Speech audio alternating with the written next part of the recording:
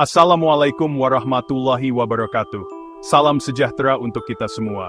Selamat datang berjumpa lagi dengan Pak dalam video pembelajaran mata kuliah sistem operasi. Pada pertemuan ketiga ini, kita akan membahas topik mengenal sistem call dan struktur sistem operasi. Video ini Pak persembahkan untuk mahasiswa dan mahasiswi Pak yang telah memilih Universitas Bina Dharma. Untuk diketahui bahwa Universitas Bina Dharma adalah universitas terbaik dengan akreditasi unggul sebagai bagian dari komitmen UBD dalam memberikan pendidikan berkualitas dan berstandar nasional. Melalui materi di video ini, diharapkan mahasiswa dapat memahami bagaimana sistem call berperan dalam interaksi antara aplikasi dan perangkat keras, serta bagaimana struktur sistem operasi dirancang untuk mendukung kinerja komputer secara efisien. Mari kita mulai pembelajaran dengan penuh semangat, karena pemahaman yang baik tentang sistem operasi akan menjadi dasar penting bagi penguasaan ilmu komputer di level yang lebih lanjut. Baiklah, mari kita selami dunia sistem operasi. Pernahkah kamu bertanya-tanya bagaimana aplikasi-aplikasimu bisa berbicara dengan perangkat keras komputermu? Disitulah peran sistem call atau panggilan sistem. Sistem call ini pada dasarnya adalah cara bagi program untuk meminta sistem operasi melakukan hal-hal yang tidak bisa mereka lakukan sendiri, seperti membaca berkas, mengirim data lewat internet, atau bahkan mematikan komputer. Anggap saja seperti perantara aplikasimu bilang, "Hey, OS bisa bantu aku," dan OS yang akan mengurus sisanya. Jadi, bagaimana sih sistem call ini bekerja? Langkah pertama, programmu ingin melakukan sesuatu yang istimewa, misalnya membuka berkas. Langkah kedua, ia mengirimkan permintaan, yaitu sistem call, ke sistem operasi.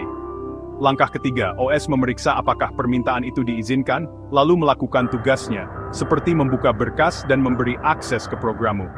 Dan akhirnya langkah keempat, OS mengirimkan balasan kembali, supaya programmu tahu apa yang terjadi.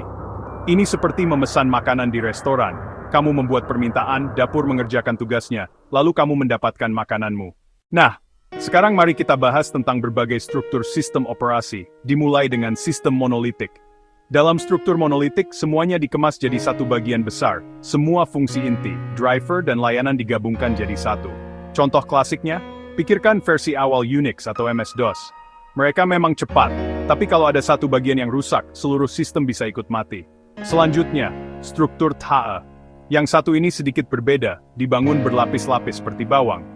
Setiap lapisan hanya berbicara dengan lapisan tepat di bawahnya.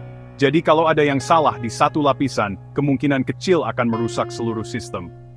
Ini seperti membuat setiap lapisan punya tugasnya sendiri, dan bersama-sama, mereka membuat sesuatu yang luar biasa.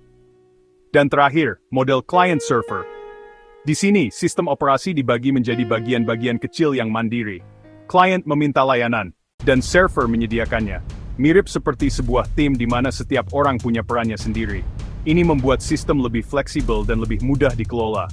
Sistem operasi modern, seperti Windows NT, menggunakan beberapa ide ini untuk tetap andal dan aman. Jadi singkatnya, sistem call adalah jabat tangan rahasia antara aplikasimu dan otak komputermu. Sistem monolitik menggabungkan semuanya. Struktur membangun berlapis-lapis. Dan model client-server membagi pekerjaan menjadi tim. Memahami dasar-dasar ini, benar-benar bisa membantumu melihat apa yang terjadi di balik layar setiap kali kamu menggunakan komputer. Terima kasih sudah menonton video Pak. Dan mari kita terus menjelajahi dunia teknologi bersama. Sampai jumpa.